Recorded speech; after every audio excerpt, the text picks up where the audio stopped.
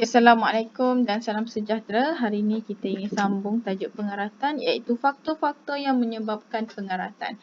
Jadi sebelum ini kita telah belajar ciri-ciri pengaratan, apakah ciri-ciri yang menunjukkan pengaratan itu berlaku. Dan pada hari ini kita ingin mengetahui apakah faktor yang menyebabkan pengaratan itu berlaku. Okey, apakah yang menyebabkan objek yang diperbuat daripada besi berkarat? Baiklah. Pengaratan berlaku disebabkan oleh beberapa faktor. Mari kita jalankan eksperimen untuk menentukan faktor yang menyebabkan pengaratan. Okey, di sini ini adalah daripada buku teks. Okey, sebelum kita menjalankan sesuatu penyiasatan, kita perlu tahu dan kita perlu jelas apakah tujuan penyiasatan yang ingin kita lakukan. Okey, tujuan penyiasatan yang kita ingin lakukan ialah untuk menyiasat faktor-faktor yang menyebabkan pengaratan. Jadi, kita buat eksperimen ni sebab kita nak tahu faktor yang menyebabkan pengaratan berlaku. Okey, yang kedua, penyataan masalah. Apa masalah dalam penyiasatan kita? Jadi, masalah dalam penyiasatan kita adalah kita ingin tahu adakah air dan udara menyebabkan pengaratan. Kita nak tahu sama ada betul ke air dan udara ni punca pengaratan. Selepas itu, kita akan buat hipotesis. Hipotesis ini ialah kesimpulan awal. Yang mana kesimpulan awal yang dibuat sebelum kita melaksanakan penyiasatan tersebut. Jadi kita buat dulu kesimpulan awal. Nanti bila di akhir nanti kita tengok sama ada kesimpulan awal kita ini betul ataupun tidak. Baiklah, hipotesis dia ialah kehadiran air dan udara menyebabkan bulu besi berkarat. Kehadiran air dan udara menyebabkan bulu besi berkarat. Okey, ini kesimpulan kita. Kita bagi tahu kehadiran air dan udara menyebabkan bulu besi berkarat. Baiklah. Kemudian kita tentukan pemboleh ubah. Pemboleh ubah seperti yang kita telah belajar ada 3 iaitu dimanipulasi, bergerak balas dan dimalarkan. Cikgu suka minta murid cikgu cari bergerak balas dulu. Okey, bergerak balas ni ialah benda yang kita nak perhatikan dalam penyiasatan itu. Jadi bila kita buat penyiasatan ini, kita nak tengok apa? Kita nak tengok adalah keadaan bulu besi sama ada dia berkarat ataupun tidak. Jadi keadaan bulu besi itu menjadi bergerak balas. Sebab dia benda yang kita nak tengok. Benda yang kita nak tengok dalam eksperimen tu apa yang kita nak tengok, apa yang kita nak catat, apa yang kita nak rekod.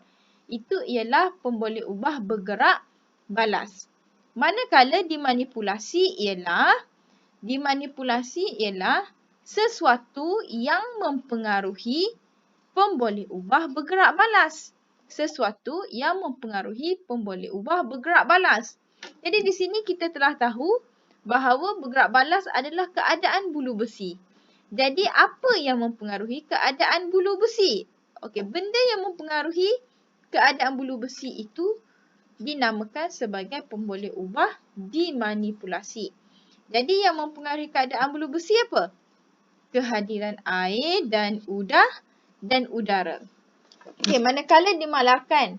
Dimalarkan ni ialah pemboleh ubah yang sama, yang tetap, yang mana kita tak ubah. Sepanjang eksperimen tu benda tu sama, tidak diubah dan tidak diusir, sama sahaja. Apa dia? Iaitu kuantiti bulu besi. Kerana di dalam semua bekas ini, keempat-empat tabung uji ini dimasukkan 20 gram bulu besi. Sama. A, B, C, D semua dimasukkan 20 gram. Jadi samalah. Okey, alat dan bahan yang digunakan ialah tabung uji, rak tabung uji, gabus, bulu besi, kalsium klorida kontang, minyak, air paip dan air paip yang dididihkan. Okay, kita lihat kepada langkah-langkah. Langkah yang pertama, letakkan 4 tabung uji pada rak tabung uji. Labelkan A, B, C dan D pada setiap tabung uji tersebut. Masukkan 20 gram bulu besi ke dalam setiap tabung uji. Okey, masukkan 20 gram bulu besi ke dalam setiap tabung uji. Inilah yang kita katakan pemboleh ubah dimalahkan. Kenapa? Sebab kesemua tabung uji dimasukkan dengan kuantiti yang sama. Okey, baiklah. Di sini dia ada peringatan berhati-hati ketika mengendalikan bulu besi dan air paip yang dididihkan sebab panas kan. Okey, guru akan menyediakan 20 gram. Okey, yang ni yang cikgu lah, tugasan cikgu. Okey, baiklah. Yang ketiga, tambahkan setiap tabung uji dengan bahan-bahan seperti yang ditunjukkan dalam gambar. Okey, jadi kat sini kita dah masukkan 20 gram bulu besi. Jadi, okey, bekas A, kita tak masukkan apa-apa. Kita biar je bulu besi ini macam ni dan kita tutup dengan gabus. Bekas B, dia ada bulu besi 20 gram tapi dimasukkan kalsium klorida kontang. Okey, apa itu kalsium klorida kontang? Okey, kalsium klorida kontang ini adalah bahan untuk menyerap kelembapan di dalam udara. Fungsi kalsium klorida kontang adalah untuk menyerap kelembapan udara. Dengan kata lain, menyerap uap air. Itu fungsi kalsium klorida kontang. Manakala tabung uji C, kita masukkan air pipe yang dididihkan. Okey, air pipe yang dididihkan. Kemudian kita masukkan, kita lapiskan permukaannya dengan minyak. Tabung bulu besi, masukkan air pipe yang dididihkan, kemudian dimasukkan minyak. Dan yang akhir sekali, tabung uji D, bulu besi ini ditambah dengan air pipe. Air pipe, bukan air pipe yang dididihkan, air pipe yang biasa tu. Okey, baiklah. Kita tengok A. Biarkan tabung uji selama 4 hari. Okey, selepas kita masukkan bahan-bahan ni, kita biarkan tabung uji tu selama 4 hari. Okey, catatkan hasil pemerhatian ke dalam jadual. Jadualnya macam mana? Okey, ini jadual dia. Okey, tabung uji pemerhatian A, B, C dan D. Okey, selepas 4 hari kita tengok apakah yang terjadi kepada apakah yang terjadi kepada bulu besi di dalam tabung uji di atas. Okey, kemudian nombor 8, mentafsir data. Mentafsir data. Bulu besi pada tabung uji yang manakah berkarat? Mengapa? Bulu besi pada tabung uji yang manakah tidak berkarat? Mengapa? Apakah faktor yang menyebabkan pengaratan? Apakah kesimpulan daripada eksperimen ini? Dan last sekali, kesimpulan dia hipotesis.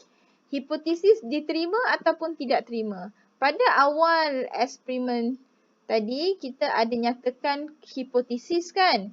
Okay, hipotesis kita nyatakan kehadiran air dan udara menyebabkan bulu besi berkarat. Ini kesimpulan awal, iaitu hipotesis.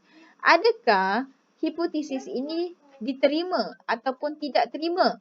Sekiranya kenyataan ini salah, maka kita kena tandakan tidak diterima. Sekiranya kenyataan di atas ini betul, hipotesis ini betul, maka kita mesti gariskan diterima. Hipotesis diterima, kehadiran air dan udara menyebabkan bulu besi berkarat. Okey, menyebabkan atau tidak menyebabkan. Okey, itu terpulang pada awak untuk lihat penyiasatan ini. Okey, yang ni samalah tutup tabung uji selepas. Okey, baiklah. Sekarang cikgu nak, apa yang awak perlu buat adalah cikgu minta murid untuk salin eksperimen ini. Salin eksperimen ini dalam buku tulis. Salin eksperimen ini dalam buku tulis. Gambar ni tak perlu lukis. Gambar A, B tak perlu lukis. Awak hanya perlu lukis gambar yang ni. Yang C ni je perlu lukis. A, B tak perlu lukis. Hanya B, C je yang lukis. Ni gambar ni sahaja yang lukis. Kemudian cikgu nak awak buat jadual macam ni dan cikgu nak awak tuliskan apakah pemerhatian awak selepas 4 hari. Pemerhatian awak selepas 4 hari, bulu besi yang manakah yang berkarat dan bulu besi yang manakah yang tidak berkarat. Jadi A, contoh A kalau awak tulis berkarat ataupun tidak berkarat. Boleh? Okey, dan nombor 8, cikgu nak awak jawab soalan mentafsir data ini. Cikgu nak awak salin, kemudian awak jawab soalan yang diberikan. Okey, kemudian jawab yang ini. Tulis di dalam buku teks. Nanti cikgu akan berikan jawapan pada pukul 12 tengah hari. Okey, selamat membuat latihan.